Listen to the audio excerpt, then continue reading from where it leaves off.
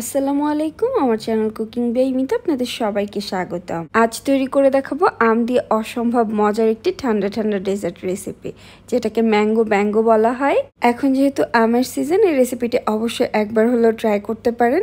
এটা খেতে এত বেশি মজার হয় যে যদি একবার আপনারা এভাবে তৈরি করেন, এই আমের সিজনে এটা বারবার তৈরি করবেন, আর এটা খাওয়ার সাথে সাথে দেখবেন মন প্রাণ একদম ঠান্ডা হয়ে যাচ্ছে।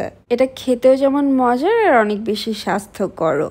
তৈরি করে নেওয়া বেশ সহজ, ছোট থেকে বড় সবার খুবই পছন্দ হবে। রেসিপিটি ট্রাই করতে পারেন, আশা করছি আপনাদের অনেক বেশি ভালো লাগবে। এখন কথা না বাইরে পুরো রেসিপিতে চলে যাচ্ছে।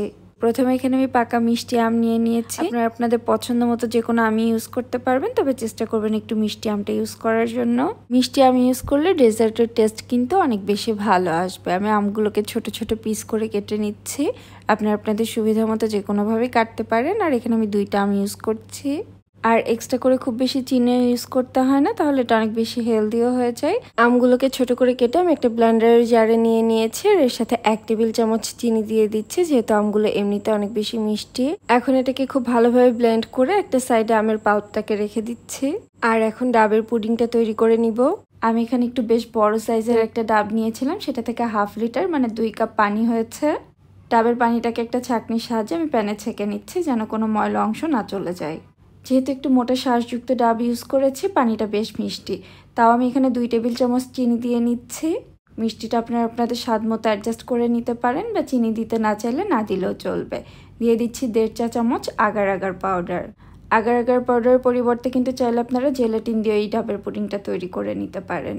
আমার অনেক রেসিপিতে আপনারা এসে কমেন্ট করেন আগার আগার পাউডারটা মিশতে চায় না, জমাট বেঁধে যায়, বা পুডিংটাও সেট হয় না। তারা অবশ্যই চেষ্টা করবেন ভালো কোনো ব্র্যান্ডের আগার আগার পাউডার ইউজ করার জন্য। আমি এখানে অ্যাঙ্কার ব্র্যান্ডের আগার আগার পাউডারটা ইউজ করেছি। আর আগার আগার পাউডার কখনোই গরম পানিতে ইউজ করা যাবে না, নর্মাল রুম টেম্পারেচারে থাকা অবস্থায় মিশিয়ে নিতে হবে, তারপরে চুলায় দিয়ে জাল করতে হবে। এখন এটাকে খুব ভালোভাবে মিশিয়ে নিচ্ছি, তারপর আমি প্যানটাকে চুলায় বসিয়ে দিয়েছি। আর এখন এটাকে খুব বেশি সময় জাল করব না, পানিতে বলক আসার পর 1-1.5 মিনিটের মতো জাল করে নিলেই হবে। জাস্ট বলক আসা পর্যন্ত এটাকে কিছুক্ষণ জাল করতে হবে। এখন এটাকে আমি চুলা থেকে নামিয়ে নিচ্ছি।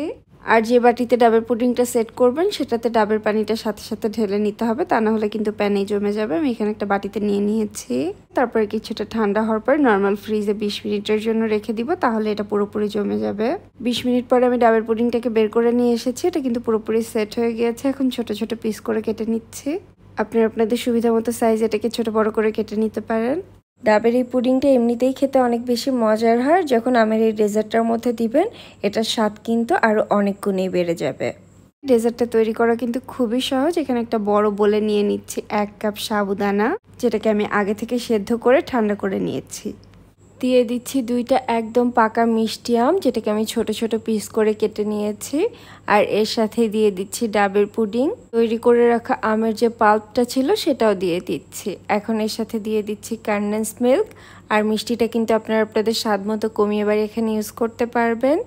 কনডেন্স মিল্ক দিলে ডেজার্টটা যেমন পাতলা হয়ে যাবে না, আর এটা খেতেও অনেক বেশি ভালো লাগবে। তবে হাতের কাছে না থাকলে আপনারা চাইলে এখানে কনডেন্স মিল্কের পরিবর্তে চিনিও ইউজ করতে পারেন।